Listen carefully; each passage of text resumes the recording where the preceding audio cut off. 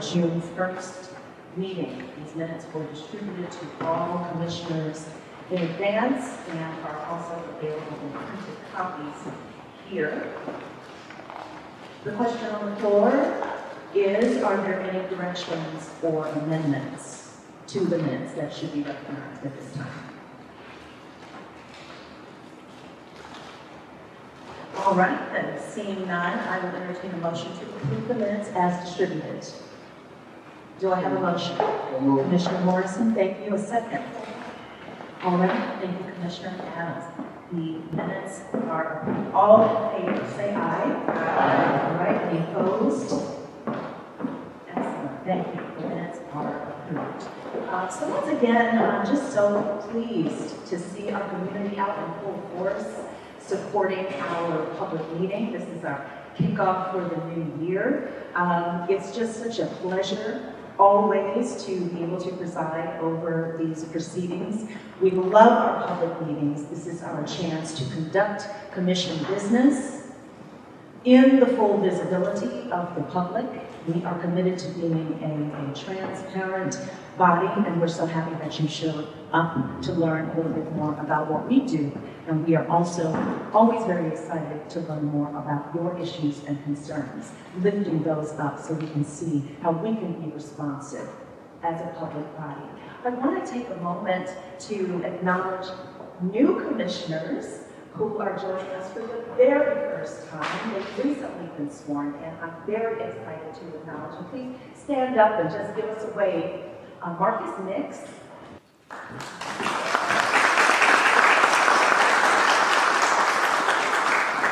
Peter Span.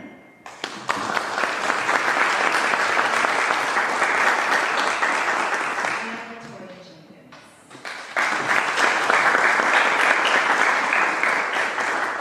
So pleased to have you, and I think with your presence now, we are a complete 21 commissioner body once again. So we've got more capable minds and hands to get this work done.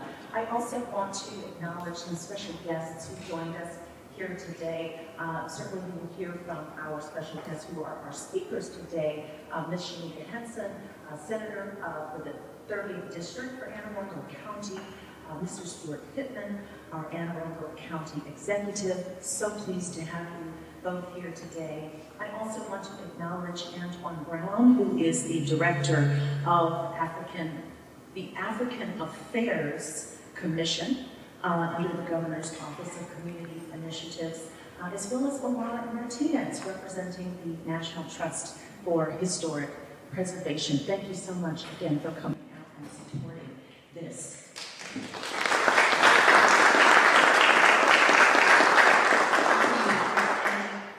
Other elected officials or public servants here in prison that I did not recognize. Again, just know that our gratitude, we extend our gratitude for your presence. All right, with that, I'm going to turn the mic over to our colleague, Commissioner Rachelle Adams, who represents him. Also,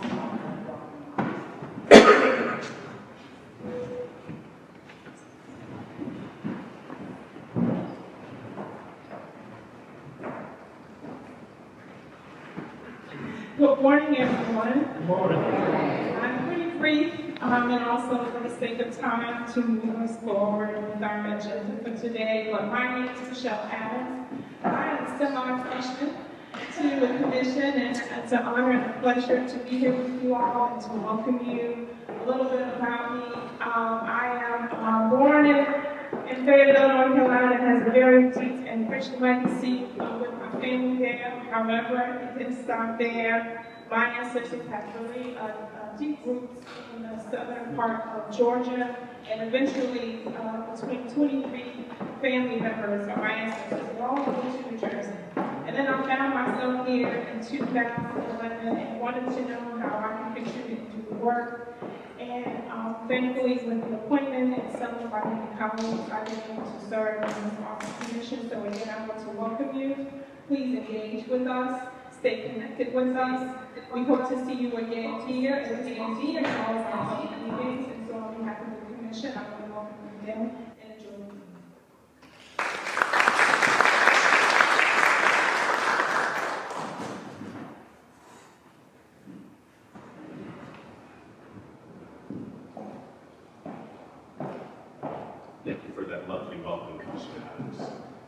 time, I'd like to welcome Mr. Pittman up to the podium.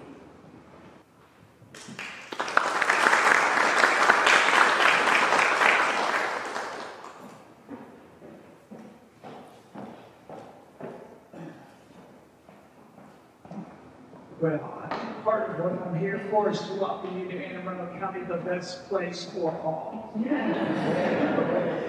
ready to move your meeting up down the state, up down the state, up down the state.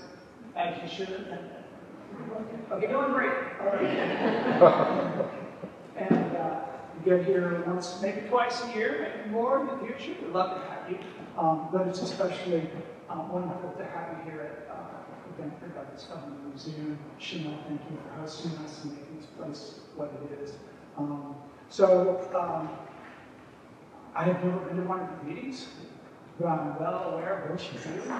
I read grant proposals, and then I send letters of support for the grants that you would do and invest in Arundel County, telling the Black history of our communities.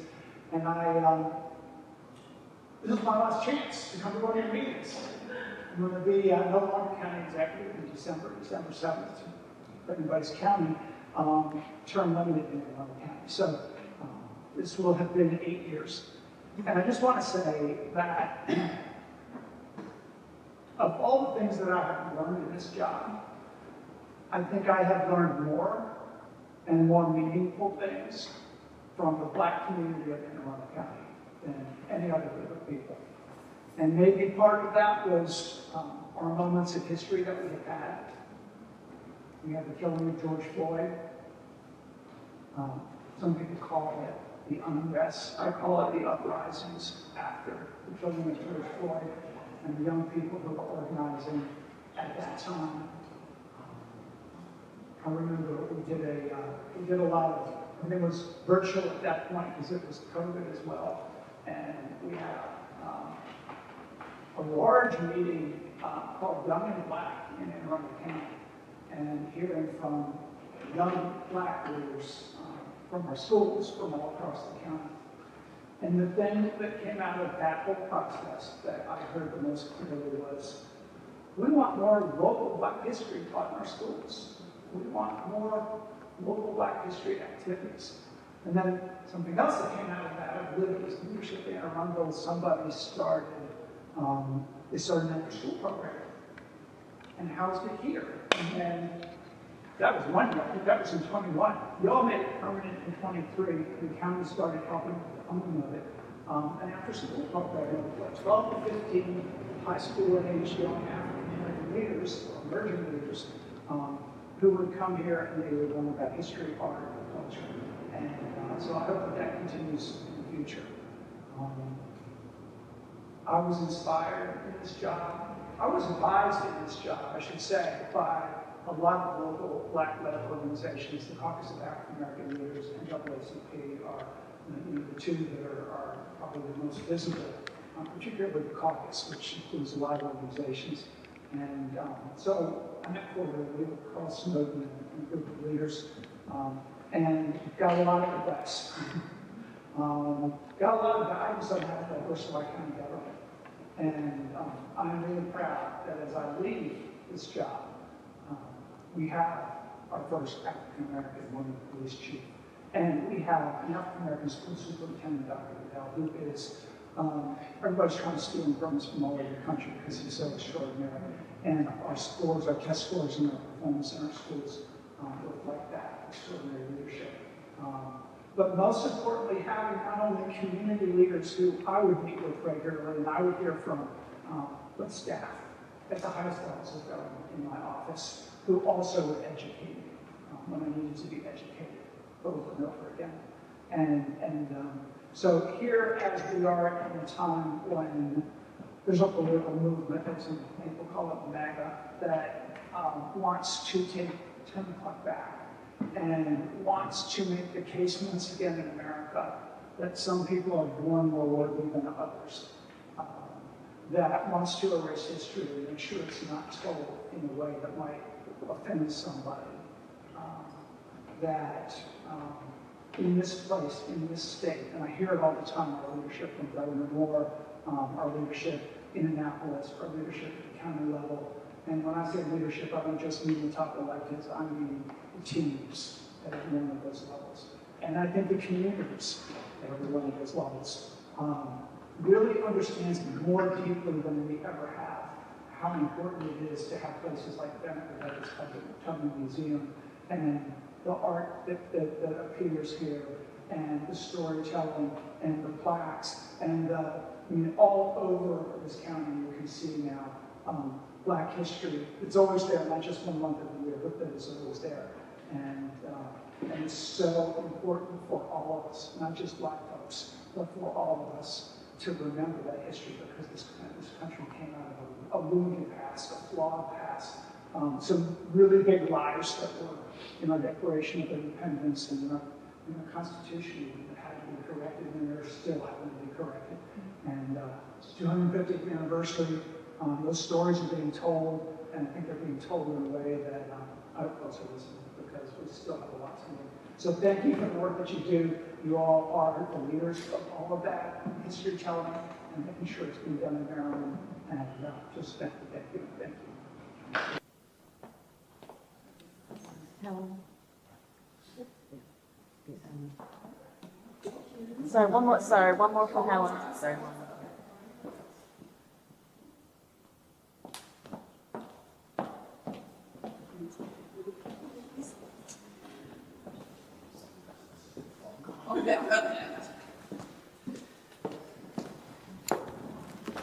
All right, how's everybody doing? Doing good? Good morning. Is it good morning? Afternoon? It's still morning. All right, well, good morning. This is our official annual meeting as we reflect on our FY26 accomplishments and share with all of you, our community partners, our priorities for FY27. So I want to begin somewhere uncomfortable. This year, across this country, African American history was treated as something to be negotiated. Exhibitions reviewed, language softened, panels and scholarships removed. At the Smithsonian, the institution where our nation is supposed to tell itself the truth, the question of whose history belongs isn't questioned. And it reached Maryland. Museums, libraries, and universities throughout our state felt this moment. For us, the Maryland Commission on African American History and Culture, the federal grant funding our African Ancestral Human Remains Project, the work of restoring names and dignity of people of African descent buried in Maryland soil was canceled. We were doged. But we did not accept that. In partnership with the Office of the Attorney General, that decision was challenged. It was reversed, which means that today, as we sit here, 5 historians are working across 5 Maryland counties to research the untold stories of the 13 African ancestors who lived in the 17 and 1800s, whose stories were once lost in our state, whose remains were found outside of cemeteries and construction sites and the like. Their stories will be told, their descendant communities will have a voice, and the project reaches its culmination this year, in this fiscal year in FY27, with respectful reburial and the publication of everything we have found pertaining to their descendant histories. I don't tell you this out of grievance. I tell you this out of our standard. We will fight back. We will not only protect, but expand our reach, our research, and our impact to amplify the histories, the people, and the communities that built this state and this nation. Because here is what I need this room to understand. Our commission, while other institutions spent this year deciding what to remove, this commission spent it deciding what to build. We opened, thank you. We opened the She Speaks exhibition, Black Women Artists and the Power of Historical Memory, in response to America 250, honoring Black women's voices and lives that shape this country. ArtNet named it one of 6 must-see exhibitions in the nation. We sent a delegation of Maryland youth and community members on a transformative pilgrimage to Senegal to stand and honor the grounds where Kunta Kinte stood before he was taken in chains to the dock of Annapolis. We secured a $1 million capital bond bill and $250,000 in heritage preservation appropriation to fund Black heritage sites throughout the state. And with the Maryland Historical Trust, we co-administered $5 million in Black heritage sites, historic churches, that went to historic churches, schools, burial grounds, and community centers in every corner of Maryland. So let me be plain about where we stand and where we are going in the next fiscal year. We have spent decades fighting for resources and fighting for our history. And there were seasons when we played it safe, because playing it safe meant keeping the doors open. We are past that season now. Not because the fight ended, but because we finally have the standing to stop asking whether our history, art, and culture belong here, and start deciding how far this work can reach. Next slide. Our commission has 3 priorities: raising the visibility of the African American Heritage Preservation Grant statewide, strengthening the state's museum on African American history and culture for greater access, and expanding the African American Heritage Program grant for greater reach and impact in our state. None of it happens alone. To the Governor's Office of Westmore, thank you. This administration did not treat African American history as a line item to defend. It treated it as a central tool to who Maryland is, and it backed it with a $1 million investment in this museum's future at the exact moment when other institutions were retreating.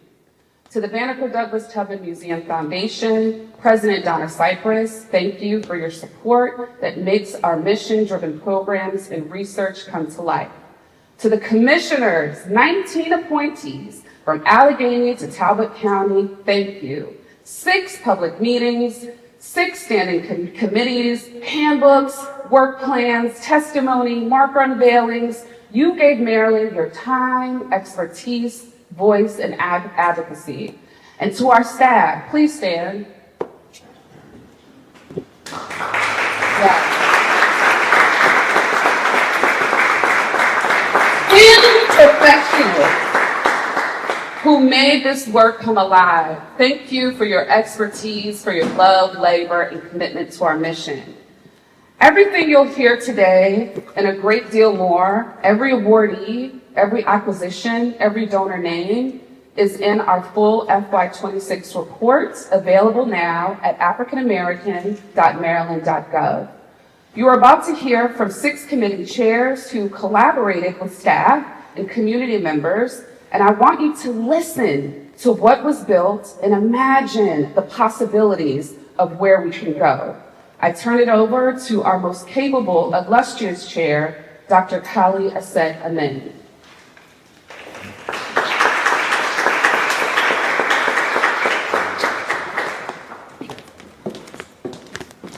Thank you. We have such an amazing executive director who holds it all together. She is a visionary, operational expert who makes sure all the lights stay on, all of these beautiful exhibits come to pass, and that we have a presence here in the state capitol advocating for the resources that we need to keep this work going. For 57 years, we are unique not only in Maryland, but across these United States. We are one of the first, if not the first, such commission in the entire United States. So I'll jump right in with the Executive Committee report. The Executive Committee is the only body in this commission where every standing committee chair sits at the same table. You'll hear from all of them today. Commissioner Pinkston from the Museum Programs Committee, Commissioner Adams from Finance, Commissioner Patterson of the African American Heritage Preservation Program, Commissioner Morrison from Public Relations and Historical Research, and Vice Chair Jayla Monet from Government Affairs. And of course, our Executive Director is our Chief Staff Liaison, holding all of those pieces together for us. We meet the third Thursday of every month at 6 p.m. Now that structure exists for a reason. A small agency with a statewide mandate cannot afford 6 committees working in 6 directions. Our charge is to shape the strategic direction of the work of the agency, ensure effective governance, and build relationships across the state. And in FY 2026, we did that primarily by making cross-committee coordination and alignment our default modus operandi. Let me name 3 areas of our work as we conduct this retrospective of our wonderful year. So first, our retreats and hands-on working sessions produce real commitments, not just conversations. In the fall, every standing committee mapped its charge against the agency's 3 priorities, which you just heard about: the museum, the Heritage Preservation Program, and public engagement and historical education. Each committee left with an assignment. Finance committed to a 5-year financial plan and built case for support materials. The AAHP, as we lovingly call our Heritage Preservation Program, that committee committed to improving the efficiency of the grants application and review processes, as well as amplifying our commitment to involving qualified reviewers from across the state of Maryland in grant-making deliberations to ensure that many more counties have a seat at the table. And on that point, I just want to make a note to all of you that all members of the community are invited to vie as participants in our grant review process. We'd love to have your perspectives in the room.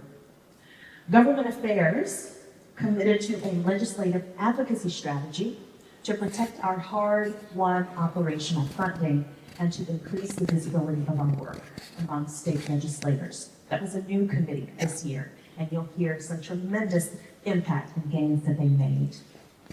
Governance committed to building a formal commissioner evaluation process that will not only roll out in this new fiscal year as part of our ambition for strengthening commissioner engagement and impact more broadly. Then on June 1, we gathered at the Reginald F. Lewis Museum in Baltimore for a deep working session to better understand how commissioners actually experience this work. Really crucial, practical insights and actions resulted. A redesigned commission orientation built around committee accountabilities and commitments, new norms around the bi-monthly public meeting, where we have now built a consensus that virtual attendance at public meetings shall only be assumed as a last resort. It is important that as your public servants, all commissioners are showing up at public meetings in ways that fully honor the publics we serve. We've also taken on a more collaborative approach to our internal records and data, now ensuring universal access to agency files and archives. And we decided on more intentional strategic planning and budgeting to ensure that the pendulum grows in impact and reach as the principal record of the Commission's activities and a critical platform for our original scholarship surfacing directly from our community engagement and networks. Secondly, our second big area of activity is we wrote things down. That may seem small, but it's a big thing to us and much overdue. For the first time in the Commission's history, all standing committees have a policy handbook outlining scope, authority, resources, and expectations. We drafted them, distributed them, and devoted our May 21 meeting to reviewing them. They are now ready for your adoption, Commission. And thirdly, we doubled down on our commitment to ensuring the agency's statewide presence is felt.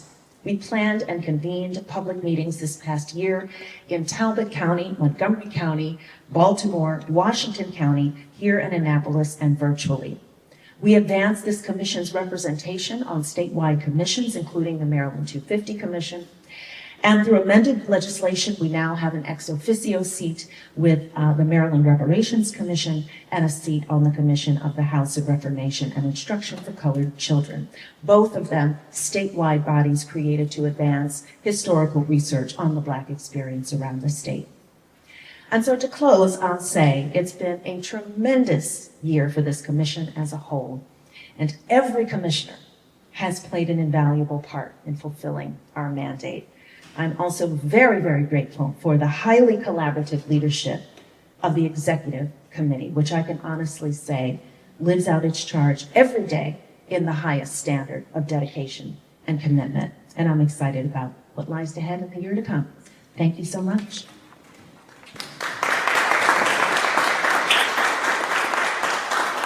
Our next committee report will be from Vice Chair Monet of the Government Affairs Committee.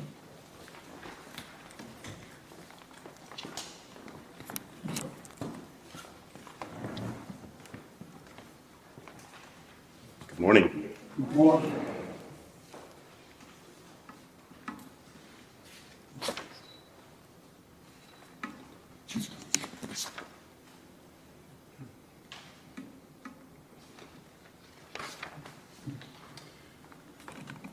Our committee's charge is to strengthen this commission's capacity to engage public officials and coordinate with community partners on advocacy aligned with cultural preservation. I have the privilege of serving alongside Commissioners Daley, Mohan, Jones-Smith, Wilson, with Executive Director Johnson as our staff liaison. And I also want to acknowledge the full foundation laid by former members of this commission in Sharon Parker, Clara Small, Reggie Turner, and former Chair Edwin T. Johnson. In FY26, we worked on two fronts, the policy front and the community front. With respect to policy, we took on public positions when public positions mattered. We endorsed House Bill 7549, cross-listed as Senate Bill 3890, which would establish a National Council on African American Culture, a body that would give institutions like ours a presence and a permanent voice in Washington. We also endorsed House Bill 7915, supporting the development of a statue of Clarence Mitchell Jr. for the United States Capitol. We delivered testimony in Annapolis supporting Senate Bill 91 on state song designation, written and composed by Jayla Elise, who opened our October meeting at UMES, because what a state chooses to sing about itself is no small question. We delivered testimony and also supported Senate Bill 476, advancing the state reparations in Maryland effort, which now includes representation from this commission as well.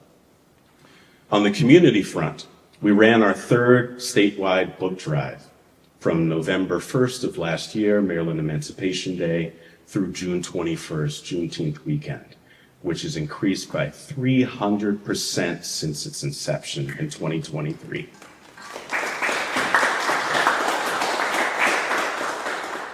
I want to be precise about why this program exists. The Commission has committed to serving as a voice and a venue against marginalization, against false narratives, against book banning, against every systemic practice that suppresses and distorts the history of African Americans in Maryland. The book drive is that commitment made physical. Books that reflect African American heritage, culture, and lived experiences, collected at sites and communities across this state. Drive 3 reached 12 counties. We've achieved 50% of statewide participation, with 7 counties joining us for the very first time. The last number is one that I ask that you hold. 7 communities had never done this before and decided that this year was the year that they wanted to. In a moment when books are our history and those including it are pulled from shelves everywhere, Marylanders in 7 new counties chose to put them on shelves instead. This is a collective legacy, but I want to expressly thank Commissioner Wilson, Frederick. She's a dear friend, a former colleague of each of us. And I'm especially grateful to Commissioner Daly, who's going to carry the precedent of her leadership as the next statewide book drive lead. Finally, working with Director Johnson, our committee developed this policy handbook, the first written statement of what this committee is, what it does, and what resources it needs to do it. With the number of meetings scheduled with Assembly leadership coming up, we are currently preparing for an upcoming special and legislative session to build awareness in support of our agency and its resources to protect and preserve Black history in our state. We are deeply appreciative to new bonds that we're building with the Black Caucus of the Maryland Municipal League, the Legislative Black Caucus of Maryland, and the Maryland delegation of the Congressional Black Caucus. Thank you all, and commissioners on this committee will be meeting soon.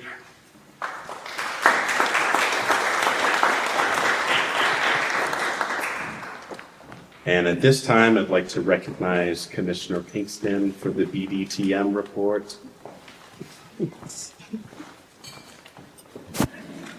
Okay. All right. Good morning, everyone. Good morning.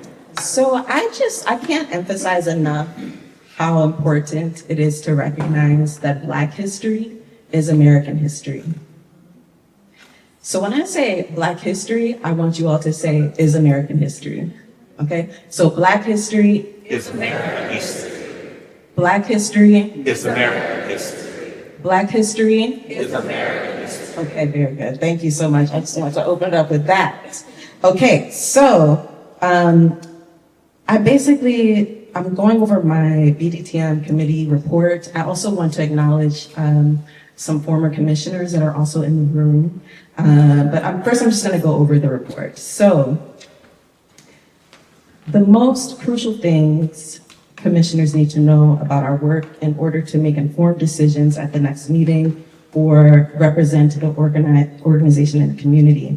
The topics that will need to be addressed by the board at our next board meeting are really about people and how to connect people to the work that the museum is doing. Our committee assists in the operations and development of this museum and supports it across every aspect of museum life. I'm joined by Commissioners Dr. Gina Lewis, Rachelle Adams, Bridget Smith-Withers, and Jyoti Mohan, with support from Curator Martina Dodd, Director of Programs, Sabria Hassan Ishmael, and Grant Specialist Malik Lee. Fiscal year 2026 was the year of building infrastructure and honoring people, and I'm going to speak to both. On infrastructure, in October, we established the Art Acquisitions and Exhibitions Subcommittee, which held its first meeting on October 9th. Commissioners Mohan, Lewis, and I now guide acquisitions and the fundraising to make acquisitions possible. This matters more than it may sound. Museum's collection is at the core foundation.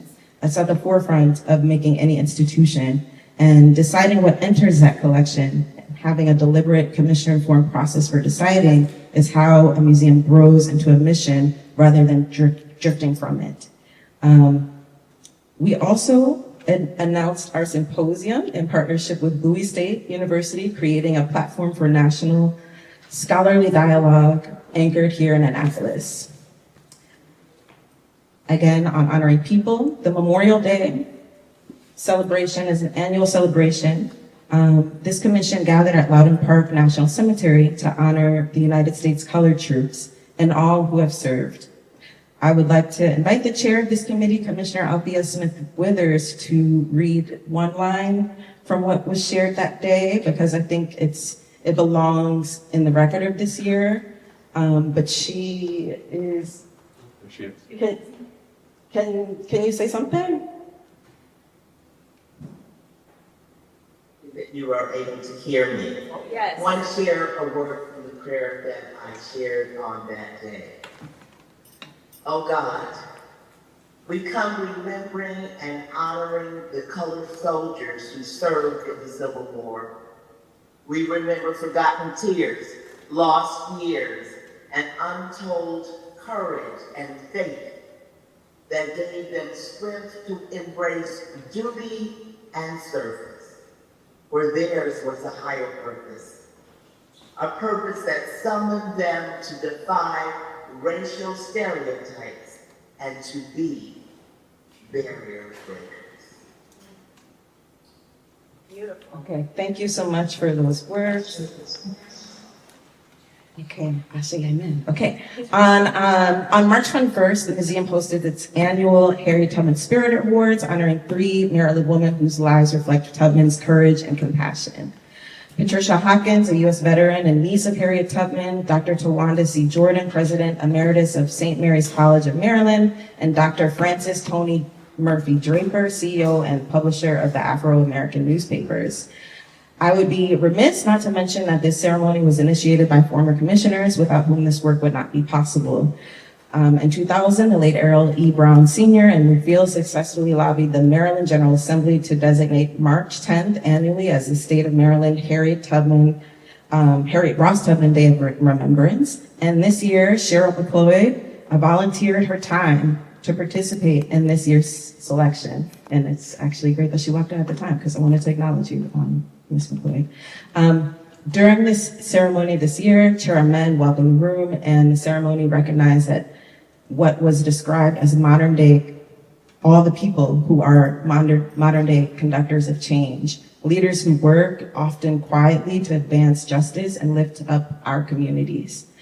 We held that ceremony during the She Speaks season, and the pairing was deliberate. An exhibition of 10 Black women artists and an award ceremony for Black women leaders in a building named in part for Harriet Tubman.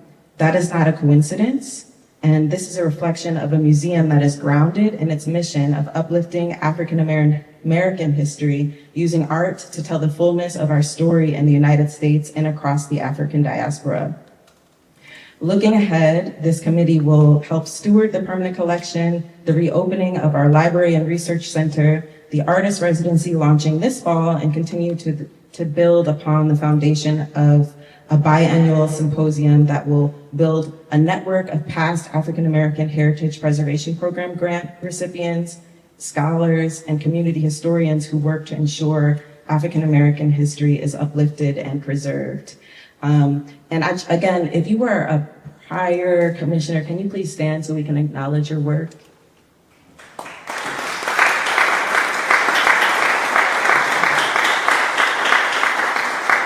Okay, thank you all for being here. And with that, I'm going to pass the mic along to the next member of the executive committee, Commissioner Morrison.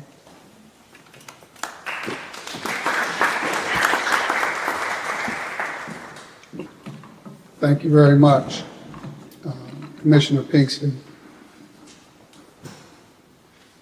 Still got 4 minutes. Good morning, everyone. Good morning. I'm gonna need a little bit better. I'm a school teacher, so I need good morning, everyone. Good morning. All right, that's much better, much better, much better. Move this back. This sort of kind of, maybe this will work. Sort of look at this script up here. First, the public, I'm chair of the, Brian Morrison, chair of the Public Relations and Historical Research Committee. Got it right. Okay. And our work is around basically 3 things. To promote the mission of the commission, which is to preserve, to research, to protect, and promote Maryland's African American history and culture. That is basically what our committee is charged with doing. And we do that work basically out of 3 buckets. One is the public relations side, which Commissioner Wood heads up that particular portion of that. The other side, another side is the supporting the people who are doing the work, the people in the organizations that are doing the work throughout the state to promote, preserve, and to protect and to make sure that Maryland's African American history and culture is sustained and supported.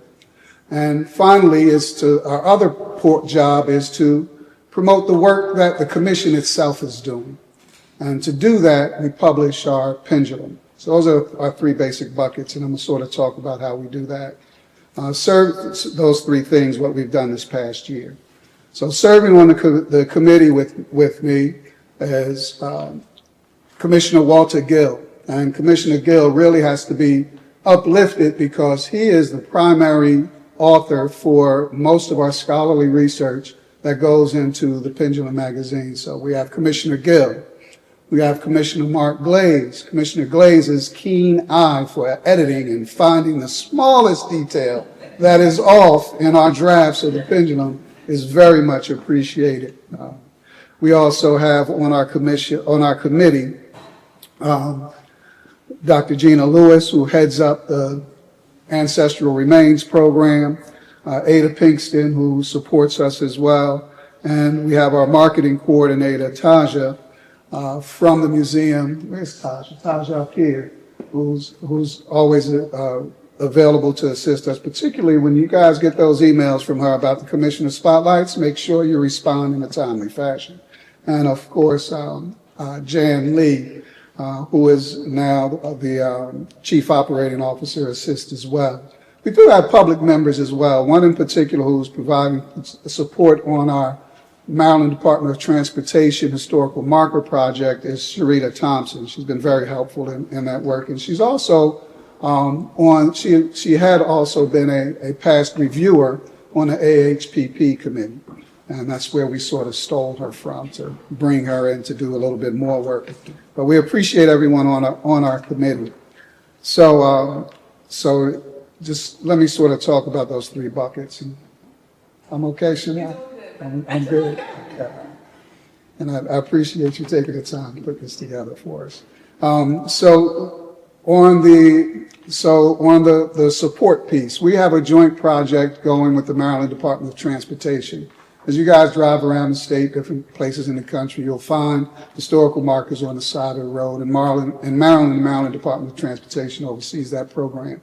And there are about 60 markers. Is it 60 or is it 80? And it's about 60 some odd markers, almost 70, that are connected to African American history and culture. And these markers have been up for a very long time. And the language in the markers and the historical accuracy of some of the markers needs to be reviewed. We are in a process, a multi-year process of working with the Maryland Department of Transportation on doing that. And we are now in our second year of that collaboration, and we can only work on about 4 or 5 of them a year. So this year, this past year, we worked on, and one of the other things we do as a commission is we provide technical support to the other executive agencies, to Maryland state agencies, to help them. And one of the markers that we worked on was for the House of Reformation in Cheltenham.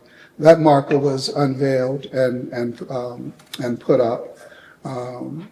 Let's see, where else are we? Coming up again in our first year, we have the Isaac Mason marker, which is over on the Eastern Shore, Talbot, Kent County. Nace Hopkins is in Talbot County. And we have the Benjamin Banneker marker. Those markers we worked on last year. It takes a while to get the markers together. They will be going up later this year. This year we're working on the review and the research on Bowie State University's marker, the University of Maryland Eastern Shore, the Green Hill Town and Port marker. And what county is that again? Commissioner, the Green Hill is in Wacomico. And also the Gorsuch Tavern marker up in Baltimore County. And just to highlight the importance of this, in June we unveiled the Belvoir Plantation marker right here as a part of our Juneteenth celebration. And the Belvoir marker had been there, recognizing the plantation, but it didn't recognize the African American and the role of African Americans there. And there's one particular person who's very significant there, a young woman by the name of Cinderella Brogdon. Her and her family have a very interesting story, and it's now included in the marker. She actually escaped and freed herself, and that had to be included in the marker. And in that unveiling ceremony, we had descendants of the family. We had Dr. Julie Shablitsky, who's very significant in assisting with that project. She was in charge of all of this work at the Maryland Department of Transportation. And it was, and these markers are really very important in making sure here, like you said, Arundel County is for all people, and getting the story right is important. So that was a very important piece of that. So that's the marker piece that we've been working on. So let me go over to some of our other work. So one of the other things we do, again, is we support other institutions that in our ecosystem that are doing this work. You guys may have seen the horrible article that came out in one of the publications that has really gone south about the Reginald F. Lewis Museum, our sister museum in Baltimore. We wrote a letter of support and circulated that in the public around that. We've also assisted with letters of support for, as Commissioner Mone mentioned, Kwesi and Fumi's legislation for the National Commission on African American History and Culture. We have also submitted support for the Mount Pleasant Cemetery in Baltimore for it to receive National Historical Preservation status. And going back to the signage piece, we're also working with the Dr. Joseph E. Harris Maryland Routes of Enslaved Heritage Trail. Wrap it up. Get a little longer. So the last piece I want to talk about here is what I think is one of the most important pieces that we do on the commission, and that is the pendulum. This is our official record. This is we're in our third volume now. We're working on. We just finished our second, going into the third. I'm not sure since we've been in this particular cycle, but we've brought this very important document back, and it's really important that you guys subscribe to the museum's email list so that you can get your digital copies. We also have physical copies that we put in museums from barbershops to libraries to museums to everywhere, so that we can get the word out about the work that we're doing here. In the pendulum, we have updates on what each committee does. It's from one meeting to the next, so that the public knows the work that we're doing. We have, again, important historical research that is done, and a lot of it is written by Commissioner Gill. But we also have our events calendar, which we encourage the public to send us events so that we can share around the country, literally around the country, what kinds of events are going on in the state of Maryland. We have on prime real estate here, the Kunta Kinte Festival vendors request coming up here. So you have information everywhere for folks that what's going on around the state. So we even have, look right here. See this? Save the date, October 1st, 2nd, and 3rd for our symposium going on at Bowie State University. So pick up your copy, subscribe to us on Facebook, subscribe to us on LinkedIn, and wherever you can find us, subscribe to us. And that is the work of Commissioner Wood. Commissioner Wood started a program this year where you can see the lovely faces of your local commissioners doing historical statements and things. That must be my bell. Doing historical statements and readings about what's going on in your communities. So continue to support us and to assist and to get involved. Thank you very much. That is my report.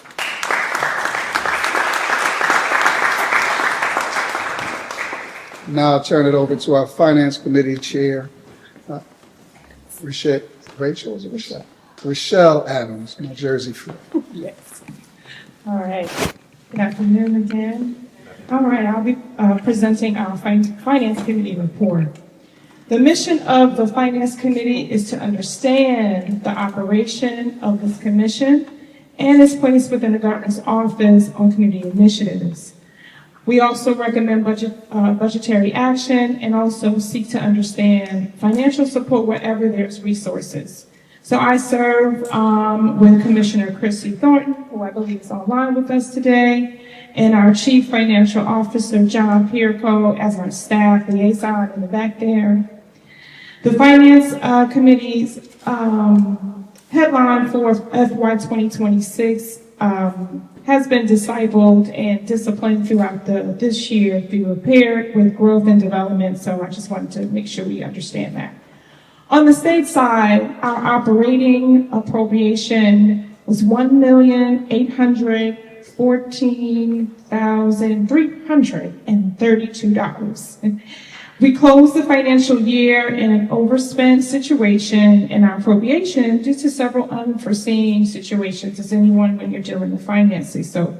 But during the year, we informed the Department of Budget and Management, or DBM, and the Office of Budget and Accounting, OBA, about the overspending situation. And in consultation with both agencies, the deficiency is going to be moved, thankfully, to our FY 2027 budget, so that, and with that deficiency request, it has been filled. So our FY 2027 base request has been submitted, again, to DBM, or the Department of Budget and Management.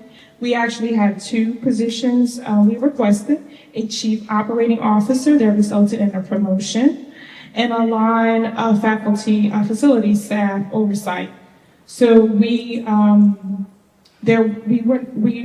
were not recommending a resubmitting strategy, but this is a part of the financial procedure and the process to support us in the next FY year.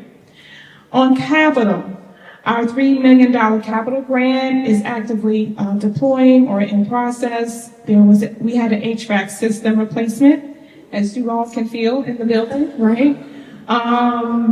That is complete at nearly $3,000. There was a backflow prevention and fire safety modernization that has been complete. So just making sure you understand where we are with capital. We had a chiller service in order that continues with that. And then we secured a $1 million capital bond for the new permanent exhibition, targeting completion for 2030 to 2031. And we also pursued a $37,000 insurance recovery for water damage that happened to the facility. On philanthropy, we set a $250,000 goal. At mid-year, we were at 55%. We closed the year at approximately $280,000 in partnership with the Banneker-Douglass-Tubman Museum Foundation. And on controls, because a financial report that only reports good news is not in the report, but we are doing fairly well and very well on that, again, to our leadership. And I'll try to keep it brief so we can stay on agenda. A legislative audit was completed this year. Findings regarding artifact inventory and financial controls were addressed, and corrective actions have been implemented, and we are a very strong agency because of that. FY 2026 was the year this commission moved from annual fundraising to capital scale planning, so that the controls on both ends were matched, and that is the final of my report. Any questions?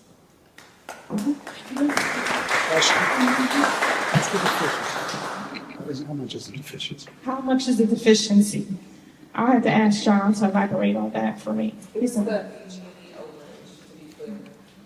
Yeah, it was about 50,000. We were able to get it down to 10,000, and it's just, you don't budget when you're going to have a high electric bill or energy bill each year. But satisfy your question, Commissioner?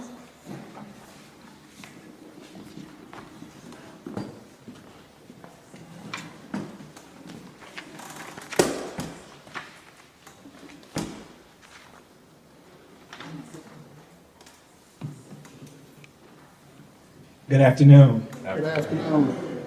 In addition to greeting you, I wanted to thank Executive Director Chanel and our staff for welcoming us into a cool museum this afternoon and for always displaying remarkable hospitality.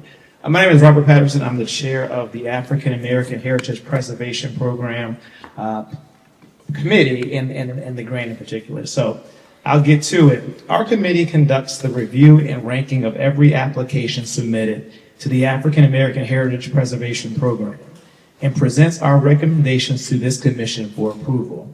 I serve with Commissioners Gill, Morrison, Amen, Mohan, Jones-Smith, and Glaze, and we are supported by the extraordinary research specialist, Alexandria Jones. Our committee convened for review and Alexandria Anderson. Our committee convened for review and ranking over 2 full-day sessions, which were November 6th and 7th, 2025. In person, in this building, in this same room, at said tables. We were evaluating all 78 applications before bringing recommendations to this commission. 11 community reviewers and 8 commissioner reviewers made up to 19 reviewers in total. We also convened on November 12th for a formal post-review debrief and reviewer survey because we believe the process itself deserves evaluation, not just the applications. And in December, we revised the AHPP Policy and Procedure Handbook, adding 4 new procedural sections that document the review process end to end, the grant committee's ranking process, the committee approval process, the presentation to the full commission, and the post-review evaluation meeting. We awarded $5 million across 29 projects. Let me say that again. We awarded $5 million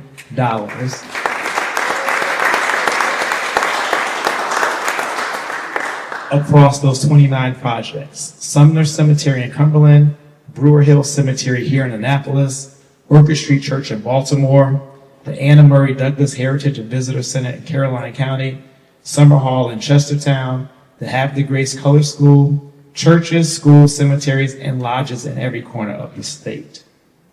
I want to publicly thank Alex Anderson, who managed an unprecedented cycle with precision and professionalism, and who strengthened our partnership with the Maryland Historical Trust through consistent communication and coordinated review. As we look toward this upcoming cycle, we had more than 90 applications submitted. We've had more than 30 community reviewers who expressed interest, and we set the review date for November 4th and November 5th here again. And so we are looking forward to this program continuing to grow, and we appreciate the fierce historical advocacy that commissioners, staff, and others have made for this grant. The demand is in fact documented, the need is proven, our advocacy for greater resources and attention to Black history and heritage in our state continues. Thank you.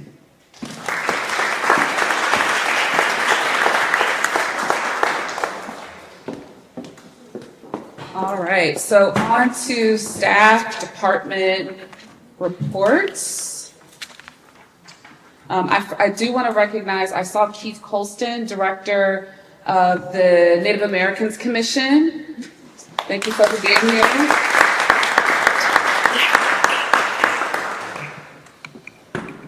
And I do want to make just a small edit to the finance report. The commission was legislated as an independent state agency in 2022. We are no longer under the Governor's Office of Community Initiatives, but we work fiercely in partnership with that office.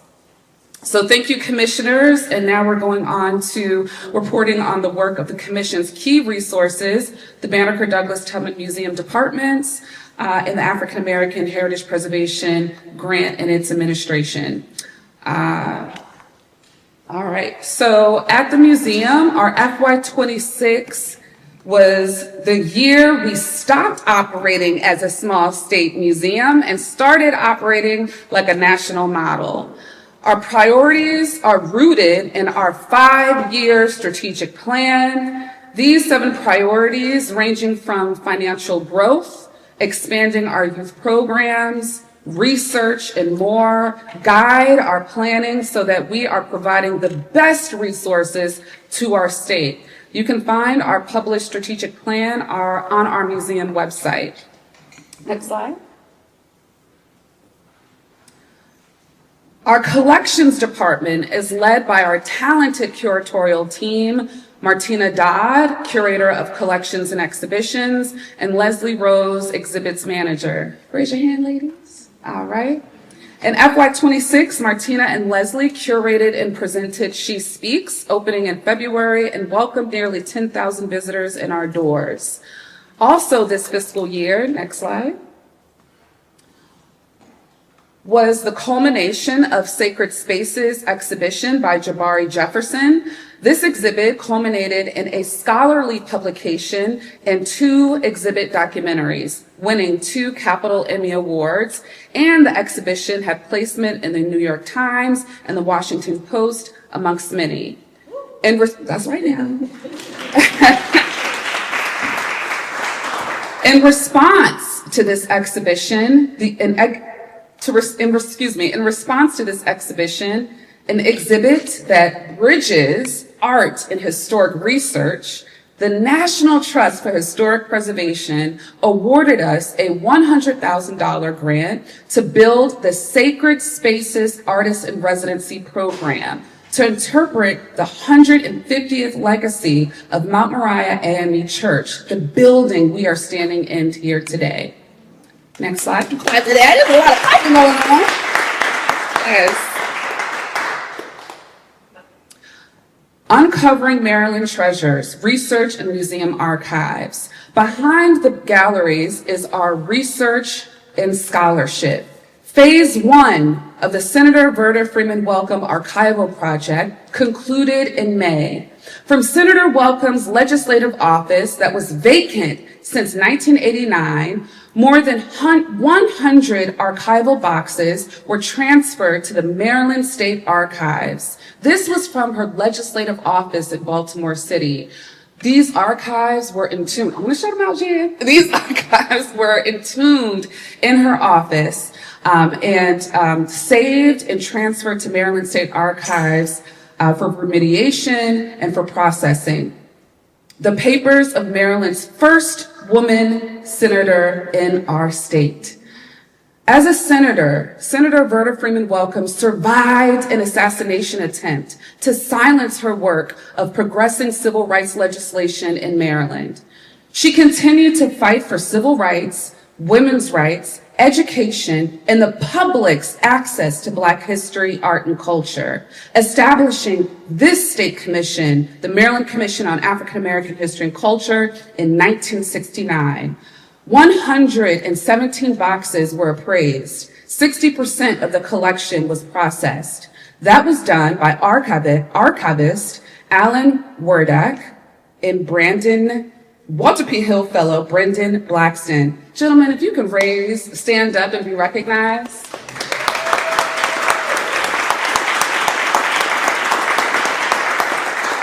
This is the largest collection for Senator Verda Freeman Welcome, and it will be made publicly accessible for today and future generations. Next slide. Led by Director of Programs, Sabria Hassan Ismail, our museum education programs were on fire. We delivered more than 40 public programs, including a Kwanzaa celebration, a symposium, and so much more, exhibition workshops with hundreds of participants, 20+ guided tours carried by our trained volunteer corps of 11 trained docents. We launched the 3rd year of our museum's Youth Arts and Leadership Program for middle school and high school age students in Anne Arundel County. As culmination, which you heard earlier today, students learn every year and explore Black and diasporic art and history. And we successfully planned, fundraised, and executed a youth and community delegation to Senegal, connecting them to the diaspora. Let me tell you something about that trip. It was incredible. It was 7 days. We went to museums. We visited artisans. We went to Goree Island, and the young people, they showed up for the state. They were true ambassadors for their communities, and it was incredible. We will be launching a documentary this fall, so you can see firsthand just this transformational moment for these young people. Next slide. Our marketing department is now led by our marketing coordinator, Taja Cropper, with the support of our COO, Jan Lee. Honoring Black history without visibility is a private act. This department's job is to make sure that Maryland's Black history is impossible to ignore. And this year, the field noticed more than 600,000 people reached across digital platforms. We welcomed over 12,000 people to the Banneker-Douglass-Tubman Museum, and we did not wait for the press to come to us. We partnered with digital influencers, Visit Annapolis and Arundel County, and more to expand our reach across the state. We also invested in enhanced marketing and PR services to promote our museum exhibitions and the commission and museums educational programs, as well as the AHPP grant program awardees throughout the state. Yes, this department carries the African American Heritage Preservation Grant as well. Every workshop that filled a room, every awardee announced to a hometown paper, every congregation that learned congregation that learned that this fund exists, that reach was built here in partnership with the Maryland Historical Trust. Demand is not an accident. It is a product of marketing. We also serve the Public Relations Committee, providing administrative support to the Pendulum newsletter and all supporting commission signature programs. And I will say, the hard part plainly, all of this, the Emmys, the national press, the people engaged, much of this was accomplished without a full marketing staff. We did not backfill the director of marketing position. Our annual report names it as a critical staffing need, and I'm naming it here. I want to recognize Taja Cropper for all of her amazing work, carrying this marketing and communications for our state. Everyone that we engaged is a person who encountered Maryland's Black history because Maryland chooses not to be quiet about it, because there is so much to celebrate, learn, and explore. Next slide. But none of this happens if our building fails. Our facilities maintenance and administrative support is led by our administrative manager and special assistant to the commission, Mr. LaRon Herbert.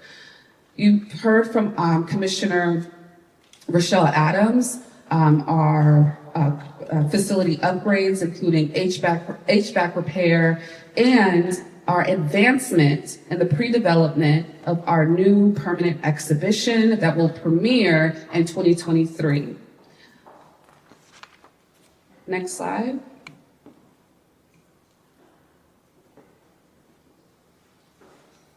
The African American Heritage Program Grant. You heard the numbers from Commissioner Patterson. I want to tell you that this department did what this department did to activate this work. Alex Anderson, who leads this department, knows that a grant cycle is not a deadline. It is a year of work, and most of it happens before an application is ever submitted. Before this cycle opened, Alex Anderson and 2 staffers from the Maryland Historical Trust took this program to the road. 5 in-person workshops, webinars, and in-person sessions from Calvert County to Anne Arundel, reaching more than 150 organizations to support and provide advice to their major capital projects. And when the awards were announced, we did something that most grant programs do not do.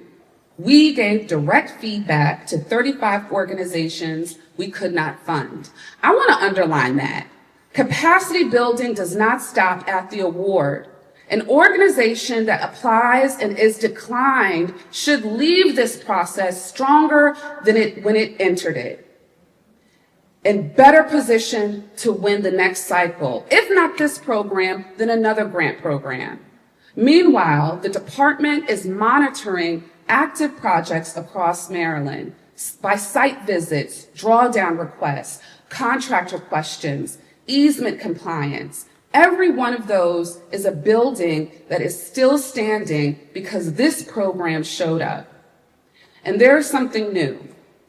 Working with the Maryland Historical Trust and the General Assembly, we have developed the criteria for a new African American Heritage Program non-capital grant, a $250,000 appropriation launching October 1st.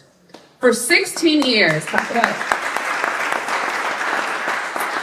For 16 years, this program could fund the historic roof, but it could not fund the historian who documents what happened underneath it. It could fund a building, but not the interpretation, the archives, and the programming that educates entire communities. That changes this fall. The structure goes to this committee and the Attorney General's office in August, public outreach in September, applications open October 1st, awards next spring. This is what it looks like to grow a program, not just administer one. Next slide. Our FY27 priorities. Our priorities this year highlights the importance of community collaboration and partnership. Next year includes our annual fall symposium with Bowie State University, Maryland's first HBCU, on October 1st. What is it October 1st? What's the date? It's the first and the third. First to the third, excuse me. The Sacred Spaces residency in partnership with artists throughout the region, a community and youth delegation to Senegal, which we accomplished in July. We are honoring Alex Haley's Roots 50th anniversary through interpretive exhibits and public programming.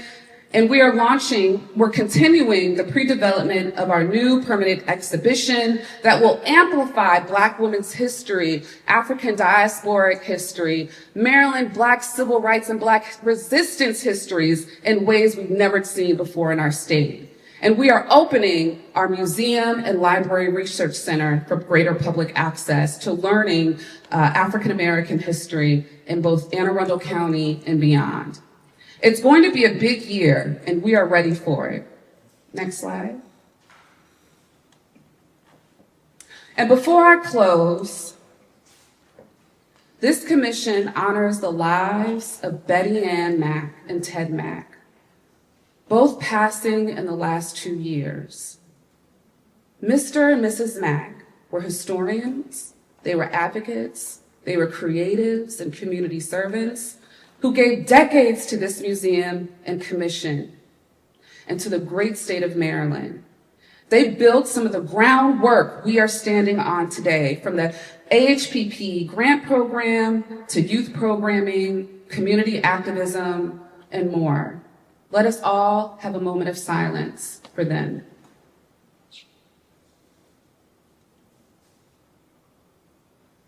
Ashe. Next slide. And finally, thank you to the state of Maryland, Anne Arundel County, the city of Annapolis, the National Trust for Historic Preservation, the Terra Foundation, PNC Bank, PG&E, the Arts Council of Anne Arundel, the BDTM Foundation, and to every individual donor on this slide and everyone here in this room. Let me leave you with this. There are people in this country right now who believe that if they remove the exhibit, revise the label, and cancel the grant, the history goes away. They are wrong, and Maryland is proof of that. The names come back, the markers go up, the buildings get saved, the archives get preserved for future generations. This is our time. We are not asking for permission to preserve this history. We are doing it. Thank you.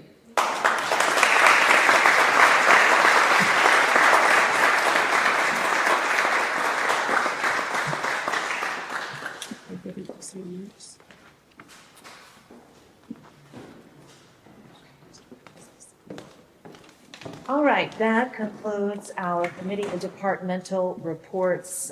We are going to move on to one last important item of business for this commission. But I just first want to say, I hope you really leaned in to listen to what we have been doing. We are putting your tax dollars to work. We are putting your donations and contributions in cash and in kind to work. We are not playing around.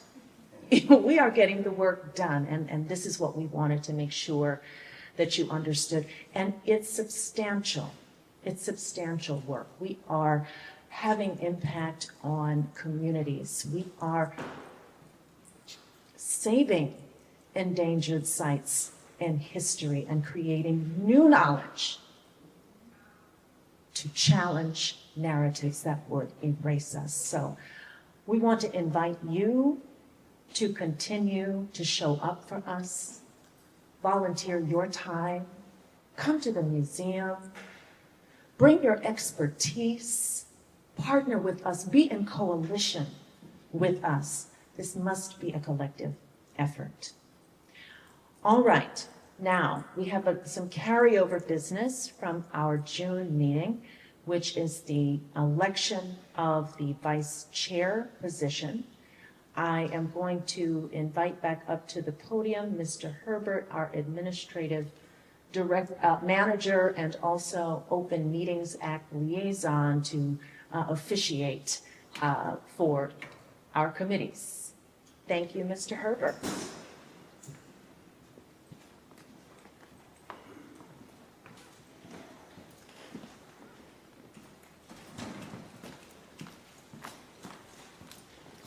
Thank you so much, Chairman. At this time, we're going to begin with the elections of officers for the office of Vice Chair. We are now holding the election of Vice Chair for the Maryland Commission on African American History and Culture, scheduled for the fiscal year July 1st, 2026 through June 30th, 2027. I'd first like to share to the current chair, vice chair, the commissioners and public that we do have a quorum to go forward with this vote. Are there any nominations for the office of vice chair? The floor is open. Wow. Yes, indeed. Chairman? I nominate Jalen Money. Thank you, ma'am. Commissioner Brian Morrison? I nominate Jalen Monin. Okay, thank you. I second the nomination. You second the nomination. Thank you so much, Commissioner Bailey. Are there any further nominations for the office of vice chair? Okay. With that being said, I have some wonderful cards that I will have each commissioner fill out, and we'll place them in our ballot box that we have. Thank you, Commissioner Morrison, for passing those out. I'll come around after you have cast your vote, and then I will have the lovely Miss Jan Lee, our Chief of Operations, who will meet with me as we will count the votes, tally them, and come back with the results. All of our votes have come in, and I'm here to share the commission and the public that we have 10 paper votes that came in affirming Commissioner Money, 3 virtual votes affirming Commissioner Money, 1 abstention, and overall, I'm glad to report to you today that it is affirmed that Commissioner Jalen Money will be our Vice Chair of the Maryland Commission on African American History and Culture for this season. Congratulations, Commissioner Money. Well, first of all, thank you all for being here. This August meeting is a really big one for us community. And the folks up here on this table and those out there that might not have even been able to make it to the honest events. This is honest work, it's substantial work, but we laugh together. Yes. We reminisce together, and we share pain together. So it's an honor to do this, and it's just an honor to represent my side of the state. I love seeing folks travel from the shore up here to Annapolis or wherever. And even if we're not from the shore, I come see you too. Thank you. The meeting is officially closed at 1 o'clock.